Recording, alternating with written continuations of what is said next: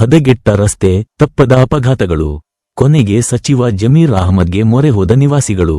ಪ್ರಿಯ ವೀಕ್ಷಕರೇ, ನೀವು ಇನ್ನೂ ನಮ್ಮ insight news 14 YouTube channel subscribe ಮಾಡಿಲ್ಲವೆಂದರೆ ಕೂಡಲೇ ಸಬ್ಸ್ಕ್ರೈಬ್ ಮಾಡಿಕೊಳ್ಳಿ.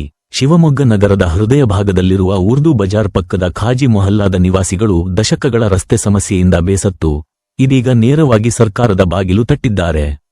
ಹೌದು, ನಗರದ ಎಂಕೆಕೆ ರಸ್ತೆಯ 2ನೇ ಕ್ರಾಸ್, ಜಾಮಿಯಾ ಮಸೀದಿ ಹಿಂಭಾಗದ ನಿವಾಸಿಗಳು ತಮ್ಮ ರಸ್ತೆಯ ಪುನರ್ ನಿರ್ಮಾಣಕ್ಕಾಗಿ ಮಾನ್ಯ ವಕ್ಫ್ ಹಾಗೂ ಅಲ್ಪಸಂಖ್ಯಾತರ ಕಲ್ಯಾಣ ಸಚಿವರಾದ ಜಮೀರ್ ಅಹಮದ್ ಖಾನ್ ಅವರಿಗೆ ಅಧಿಕೃತವಾಗಿ ಮನವಿ ಸಲ್ಲಿಸಿದ್ದಾರೆ.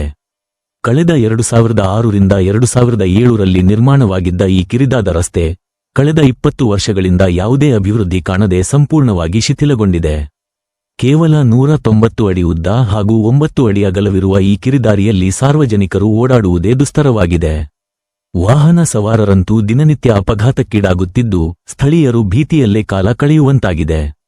ಇದೇ ರಸ್ತೆ ನಿರ್ಮಾಣಕ್ಕಾಗಿ ಸ್ಥಳೀಯ ನಿವಾಸಿಗಳು ಈಗಾಗಲೇ ಫೆಬ್ರವರಿ 28, 2024 ಮತ್ತು ಇತ್ತೀಚೆಗೆ ಜನವರಿ 21, 2026ರಂದು ಶಿವಮೊಗ್ಗ ಮಹಾನಗರ ಪಾಲಿಕೆಗೆ 2 ಬಾರಿ ಲಿಖಿತ ಅರ್ಜಿಯನ್ನು ಸಲ್ಲಿಸಿದ್ದರು. ಆದರೆ ಪಾಲಿಕೆ ಅಧಿಕಾರಿಗಳು ಮಾತ್ರ ಈವರೆಗೂ ಯಾವುದೇ ಕ್ರಮ ಕೈಗೊಳ್ಳದೆ ನಿರ್ಲಕ್ಷ್ಯ ವಹಿಸಿದ್ದಾರೆ ಎನ್ನಲಾಗಿದೆ. ಪಾಲಿಕೆಗೆ ಮನವಿ ಮಾಡಿ ಸಾಕಾಗಿದೆ. ಅದಕ್ಕಾಗಿಯೇ ನೇರವಾಗಿ ಸಚಿವರಿಗೆ ಈ ಅರ್ಜಿಯನ್ನು ತಲುಪಿಸುತ್ತಿದ್ದೇವೆ. ಇನ್ನಾದರೂ ನಮ್ಮ ವಾರ್ಡಿನ ಈ ರಸ್ತೆಯನ್ನು ಪುನರ್ ನಿರ್ಮಾಣ ಮಾಡಿ ಸಾರ್ವಜನಿಕರ ಮತ್ತು ವಾಹನ ಸವಾರರ ಸುಗಮ ಸಂಚಾರಕ್ಕೆ ಅನುಕೂಲ ಮಾಡಿಕೊಡಬೇಕು. ಪಾಲಿಕೆಯ ಉದಾಸೀನತೆಯಿಂದ ಬೇಸತ್ತಿರುವ ಉರ್ದು ಬಜಾರ್ ಪಕ್ಕದ ಖಾಜಿ ಮೊಹಲ್ಲಾ ನಿವಾಸಿಗಳಿಗೆ ಸಚಿವರು ಯಾವ ರೀತಿಯಲ್ಲಿ ಸ್ಪಂದಿಸಲಿದ್ದಾರೆ? ಈ ರಸ್ತೆ ಭಾಗ್ಯ ಸದ್ಯದಲ್ಲೇ ಕಣ್ಣು ಬಿಡುತ್ತಾ? ಕಾದು ನೋಡಬೇಕಿದೆ.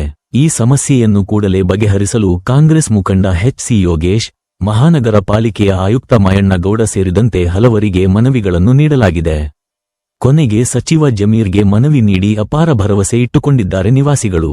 ಈ ಮನವಿ ಎಲ್ಲಿ ತನಕ ಕೆಲಸ ಆಗಲು ಸಹಾಯವಾಗುತ್ತದೆ ಎಂಬುದು ಕಾದು ನೋಡಬೇಕಿದೆ. ಮುಂದಿನ ಅಪ್ಡೇಟ್ಸ್ಗಾಗಿ ನೋಡ್ತಾ ಇರಿ ಇನ್ಸೈಟ್ ನ್ಯೂಸ್ 14.